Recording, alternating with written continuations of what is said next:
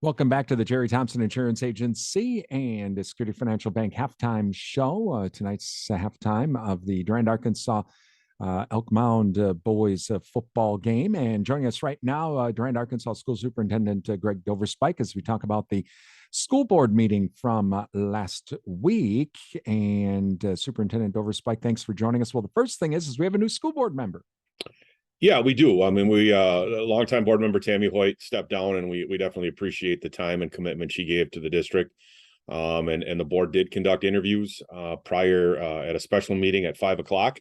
And following the interviews, the board recommended or voted on, approved, and Kathy Asher, and then Kathy was then sworn in at the regular meeting 10 minutes later and was seated as our new board member. So really excited to have her on board and appreciate the interest that other people had in the position. And, we're excited as we fill the position. But like I said, we definitely want to thank Tammy for all of her years of service to the school district. Was it nice to see that there was a group of people that wanted to serve? I think that's a good thing, because being a school board member is not an easy job. No, it's not an easy job. It's thankless. I mean, you definitely don't do it for the little bit of money you get for every meeting. It's more of a civic duty that you're providing to your community. So yeah, it was nice to see. And talking with other colleagues in the area when they found out we had 5-6 candidates, they were extremely surprised at the number that we had, and I think it's a good thing for our district. It shows that people are interested, but people are also supportive of what we're doing. That came through in the interview process. So, it's a good thing. And we like when people have an interest in what we're doing. Talking with Durand-Arkansaw School Superintendent Greg Doverspike this evening, halftime of our Durand-Arkansaw Elk Mound boys football game, about the school board meeting from last week. Superintendent Doverspike, there's an agreement now with the Elmwood School District for chemistry. Tell us about that. Yeah, Elmwood, we greatly appreciate them working with us. It came out of a conversation we had at the Dunn St. Croix conference, superintendents in early August. That's what sparked the conversation with them, is about how as school districts in the conference can we share staff and resources and to try to become more efficient and provide services to our kids. And they had a teacher that had some flexibility in their schedule, that was a quality educator with some experience teaching remotely. And to their credit, they were able to free up her schedule so that she could teach 2 periods of chemistry to our students. And she only teaches to our students, which is a great thing. She's excited. She wants to be part of our community. She's going to be coming over here and teaching in person on professional development days that Elmwood has, to build relationships with our kids, and wants to be a part of parent-teacher conferences and all those other types of functions that are normally part of what we do. So, it's really exciting to see, and all indications things are going really well. So we're glad that we really appreciate the flexibility that Elmwood afforded and the opportunity we were able to provide our students. While she's teaching remotely, for the lab part of it, then is there a staff member then that's there? Yeah, we have a staff member in the room at all times, even when it's just remote. We have a paraprofessional that sits in the room. But yeah, when the labs are there, we'll still have a staff member present. We have one of our current science teachers that will act kind of as the person to set the lab materials up and ahead of time. So, make sure that we get the right chemicals in the room and the right amounts of the chemicals in the room. So we don't have anybody trying their own chemistry experiment, which I think you said you would have done if you were given that flexibility. Yes. So, we have all those precautions in place. I don't think I'd be the only boy. Boys are going to do that if they get the chance. Yep. Talking with the Durand-Arkansaw School Superintendent Greg Doverspike this evening. Superintendent Doverspike, you may not be too familiar with this, but it's another opportunity for the students at the high school potentially, and that was River Falls recently announced a new meat sciences curriculum that could be part of the agriculture teaching at either Durand-Arkansaw or any school district. They're starting to just roll this out, and that's something coming from the university for the high schools. Is that another avenue for school districts like Durand-Arkansaw to be able to expand offerings for students? Yeah, it is. It's nice to see, because typically colleges usually don't roll things out that way. Usually it's us having to approach them. So it's nice to see it come the other way. And obviously it's something that we're going to take a long, hard look at, and because it provides opportunities for our kids, which is something that we're always looking to do, is to increase opportunities for our students and help meet the needs and give them the best opportunity for when they leave our doors, that they're set up as well as possible to start their next chapter of their life. So yeah, it's something that we'll definitely take a look at. Talking with Durand-Arkansaw School Superintendent Greg Doverspike this morning.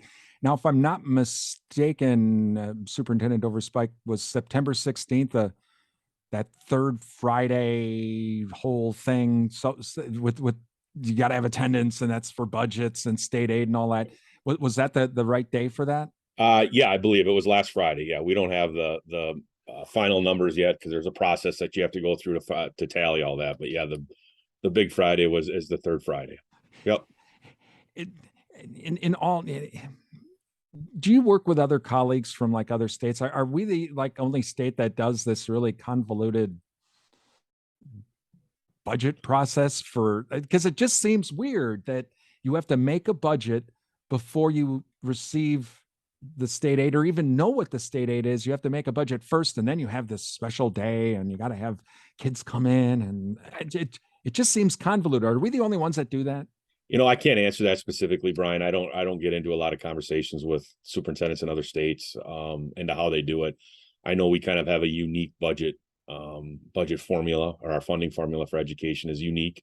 I know some states do it differently. I can't answer exactly how they do it. And in conversations with legislators that I've had related to, we need to change the funding formula. I think a lot of people realize that the intent of the formula when it went in has been kind of tweaked with enough that I think it's gone away from the true intent of why they put the funding formula in the way they did. So it needs to be relooked at. But I think the legislature has been reluctant to want to look at it because they claim they haven't found anything in any other state that works any better.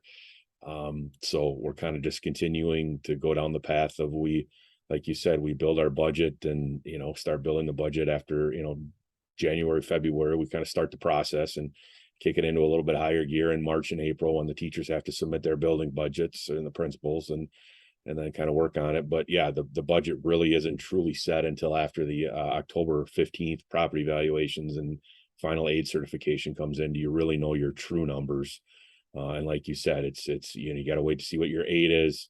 You got to wait and see what your third Friday count is. So it's all a guessing game. So you really start the year guessing what you think your final budget's going to be. But you have enough experience doing this, and people in our office, Sherry Weisenbeck, has enough experience doing this that you can kind of predict where you're going to be, and you build your budget conservatively based on, you keep your numbers, try to keep them the same unless that you're going to have a large increase or decrease in enrollment.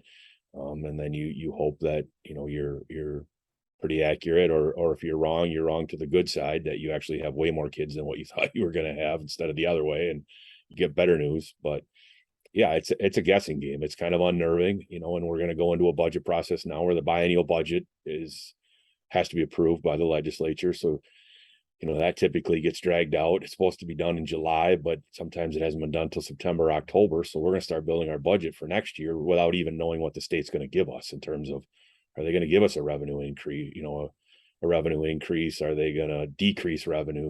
What are they going to do with any? We don't know. And we're not going to know until September or October, when we're, for us, fiscal year starts July 1. We could be 3 months into our fiscal year, a quarter of our way through our fiscal year before we really even know what our revenue is. Talking with Durand-Arkansaw School Superintendent Greg Doverspike this evening at halftime of the Durand-Arkansaw Elmwood boys football game. Well, before we let you go, this week, okay, obviously we're in Elmwood, or Elk Mound rather, for football, but next week, back home, Osseo Fairchild, and it's homecoming week, and so there's going to be a lot of stuff going on. Yeah, it's just going to be another quiet, normal week in school next week. Not much going on in the building. No, it's always a fun week. It's kind of takes you back to your days during your homecoming weeks, and you kind of have your own memories of what homecoming was like when you were in school, and try to remind yourself that even though this might be my 30th homecoming, it's only one of 4 for the kids in the building.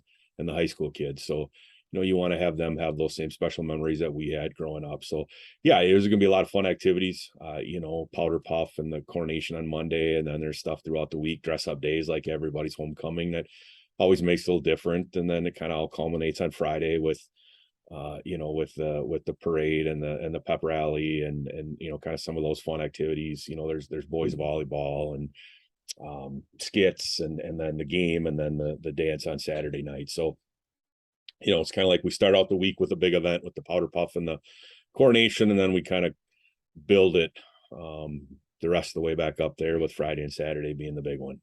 So have you mentioned skits. So are you being asked to volunteer? No, this is not a time for me to pull out a skit. I usually save those for pep assembly. So I will be holding off on doing a skit. I do have to line judge. I believe they wrote me into line judging for the for boys volleyball. That's all I've been asked to do so far. But usually I chip in. It's a fun time to be around with the kids. So usually I enjoy getting involved. And the one thing I don't do dress up days. Unfortunately, I still have meetings during the week. So, I don't really like getting to too many meetings on Zoom or wherever, and I'm wearing a Hawaiian shirt or something, for vacation day or whatever. So I don't get involved until the last day where it's, purple and gold day, which is kind of what you typically wear on a Friday in school anyway. So, yeah, I get involved where I can. You mentioned this is something fun for kids, but even for alumni, they kind of get into this too. And there are alumni that do come back from, even if they don't live in the city or in the district, they do come back for this. Yeah, it's always kind of a fun event in communities. And I know some school districts, I know our last home game, we had a class reunion, I think the next day of the class of like 77. And I know some classes plan their class reunion around the homecoming week and, to be back for the game and kind of, culminate with that experience, and then maybe have their reunion gathering the next day, a Saturday afternoon, Saturday evening, whatever. But yeah, it's a fun event. It's kind of a good, mid fall kind of, we got a month and a half into the school year going, all right, let's just kind of have a fun week. And it's, I don't know, and the community likes it, the community get rallied, and the parade kind of gets people involved. So yeah, we're really excited. It's not necessarily just obviously the dress up days and some of the activities are just for the kids, but really it's an opportunity for the entire community to rally around and come back for homecoming and relive their youth one way or another, and talk about the stories that may or may not be true anymore, but or may not be embellished like fishing stories, but definitely they can come back and give their perception of how they recall the story. There might be a day that there's going to be, the old alumni Durand-Arkansaw Panthers versus the new Durand-Arkansaw Panthers on a Saturday afternoon for a football game. I'm just saying, I may have to make it flag football, though. Just Yeah, I don't know if we might need a make sure the ambulance is around for that, because I know this much. There's no way I could be playing football anymore. I mean, they did pretty good with the softball. Gotta admit, no one was hurt in that. Now, granted, one school board member ran the wrong way, but we won't talk about that. No, we'll leave that one alone. We'll leave that alone. Well, again, Superintendent Doverspike, thanks for joining us today. Yeah. Thank you very much. That is Durand-Arkansaw School Superintendent Greg Doverspike on the Jerry Thompson Insurance Agency and Security Financial Bank halftime show. It's Durand-Arkansaw boys football here on WRDN.